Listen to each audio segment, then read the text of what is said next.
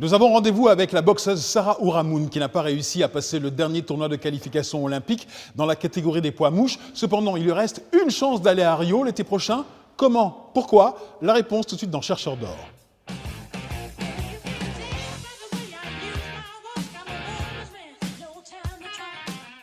J'ai échoué au premier tournoi de qualification en Turquie.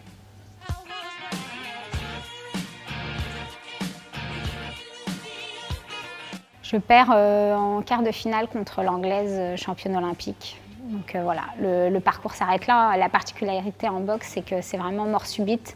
Dès qu'on perd, on sort du tournoi.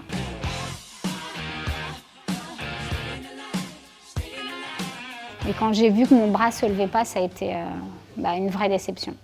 Et l'idée, c'est vraiment de partir chercher ma qualification au championnat du monde.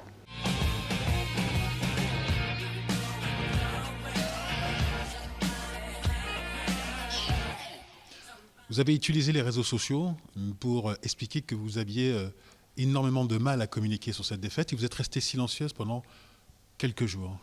Ouais, j'ai eu envie de rentrer chez moi, de me ressourcer, retrouver mes proches avant de pouvoir en parler. Et j'avais pas forcément envie de revenir aussi sur ce combat, sur cet échec et d'entendre que c'était pas grave, qu'il y avait encore une autre chance. J'avais pas envie d'en discuter. J'ai eu besoin de vraiment de couper.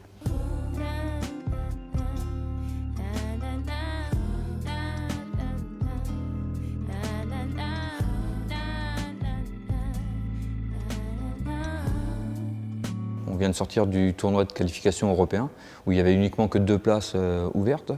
Et le prochain test est donc sur les championnats du monde qui auront lieu au Kazakhstan là, au mois de mai. Sur ces championnats du monde, tout le monde pourra participer, même les filles qui ont gagné leur qualification sur le premier tournoi. Donc toutes les candidats, toutes les meilleures boxeuses au monde viendront sur ce test. Donc vous êtes tributaire du tirage au sort. Supposons qu'elle tombe dès le premier tour, par exemple, sur Nicolas Adams, la championne olympique et la championne du monde. Et bien là, cette fois, tu n'as pas de chance. Ça ne veut pas dire qu'on n'aura pas notre chance, mais ça veut dire que la situation sera beaucoup plus compliquée et que, bien sûr, la difficulté sera beaucoup plus forte. J'ai peur de ne pas y arriver parce que ce sera vraiment la dernière chance. Mais voilà, je reste quand même confiante et je pense que j'ai ma place, donc il n'y a pas de raison. Je vais y aller sans complexe. Vous êtes confiant? Oui. Pourquoi? Confiant parce que notre dernier tournoi, le dernier tournoi en Turquie, là, montre qu'on est à niveau. On a rivalisé et fait jeu égal avec l'ensemble des filles qui se sont qualifiées sur ces jeux. Et je pense qu'on a pris une petite leçon aussi sur ce premier test et ça nous permettra d'être encore plus fortes sur le deuxième. 1, 2, 3, 4, 5, T. Reste offensive. Voilà, très bien. Bien le petit mouvement de buste. Vous avez une fille de 2 ans qui assiste à vos combats. C'est pas un peu surprenant? C'est surprenant, dans le sens où je ne souhaite pas la voir monter sur un ring. Mais pour elle, c'est un terrain de jeu, hein. La salle de boxe. Pour l'instant, elle a l'air de bien le vivre et elle aime ça. Quand je la récupère à la crèche, tout de suite, elle réclame la salle. Donc pour l'instant, je ne m'inquiète pas. Le jour où elle voudra boxer, ça ce sera une autre paire de manches. Mais comment allez-vous faire plus tard? Parce qu'il y a de fortes chances qu'elle fasse de la boxe. On verra. Comment vous allez supporter ça? Non, je ne le supporterai pas, ça c'est sûr. Je ne supporterai pas.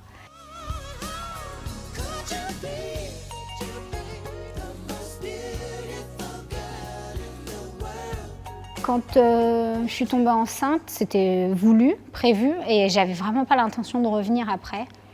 Et c'est bien plus tard, quand ma fille a eu 6 mois, je me suis dit, bon, il me manque quelque chose, c'est les jeux. Et j'avais peur d'avoir des regrets. Et je me suis dit qu'il fallait quand même que je tente. Today is gonna be the day that they're gonna throw it back to you. By now, you should have somehow realized what you got to do. Et là-dessus, est-ce qu'il n'y a pas aussi la crainte de la petite mort du sportif? Parce que vous avez décidé d'arrêter votre carrière après soit les championnats du monde ou soit les Jeux olympiques. Est-ce qu'il n'y a pas cette petite crainte aussi? Ma vie va être comblée, mais c'est vrai que la boxe a tellement rythmé mon quotidien que je pense que j'aurai un manque même physique. Et je ne sais pas si je serais capable de faire du sport sans compétition. Ce qu'on ressent sur un ring, on le ressent nulle part ailleurs. J'ai déjà fait beaucoup d'autres sports. C'est pas pareil, mais bon, c'est comme ça.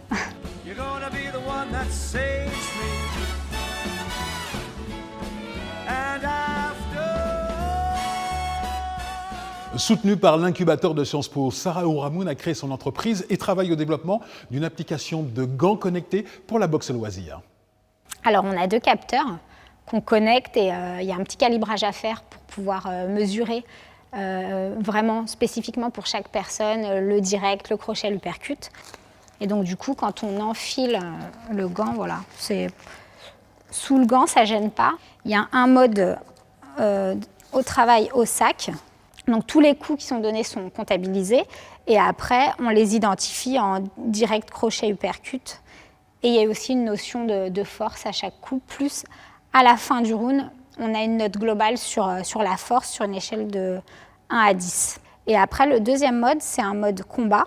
On va avoir toujours le décompte des coups avec une indication directe crochet uppercut, la notion de force et le nombre de points de chaque personne. Là, vous êtes en phase de développement. On est en phase de développement, c'est la première version, il y a encore beaucoup de choses à faire. Et l'idée, c'est de sortir une deuxième version qui soit commercialisable pour le grand public. Et ce sera pour quand à peu près? D'ici 6 mois. You're gonna be the one that saves me. And after you're my Wonderwall. Je dois vous avouer que c'est une drôle de sensation que de se retrouver au milieu d'un ring. On espère que Sarah Ouramoun connaîtra de belles sensations au championnat du monde et qu'elle montera sur le podium et qu'elle ira à Rio de Janeiro. Quant à nous, c'est terminé. On se retrouvera la semaine prochaine.